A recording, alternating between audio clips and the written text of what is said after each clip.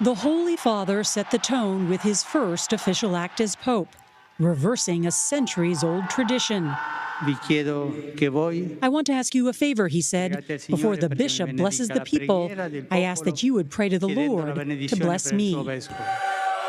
He named himself after Francis of Assisi, a saint known for his simplicity and humility. The first pope to hail from the Americas, the first Jesuit pope said he wanted a poorer church, one that would include the excluded, rather than living in the lavish papal apartments where popes have lived for hundreds of years. He set an example by choosing to live at the Santa Marta, a simple guest house. His desire to reach out to ordinary people sent the bulletproof Pope-mobiles into storage. I cannot greet people from inside a sardine can, Francis famously explained, even if it is made of glass.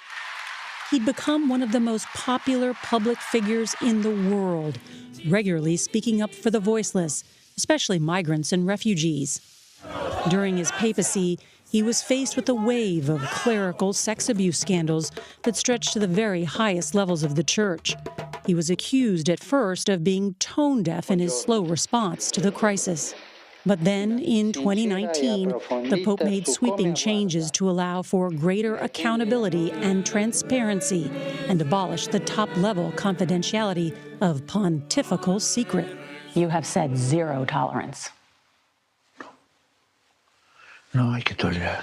It cannot be tolerated. Cuando hay un caso de When there is a case of a religious man or woman who abuses, the full force of the law falls upon them. In this, there has been a great deal of progress.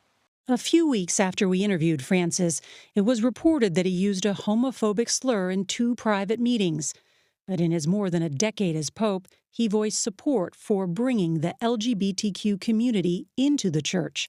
That push started aboard a papal flight just months into his tenure. Essere una persona gay. Who am I to judge, he said.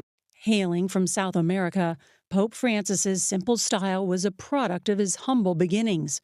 Jorge Mario Bergoglio was born in 1936 in Buenos Aires to an immigrant Italian railway worker and a housewife. As a young man, he lost part of a lung to an infection. He was ordained at the late age of 32. Francis claimed he only brought a small bag to the conclave that elected him because he expected to be going back home to Argentina.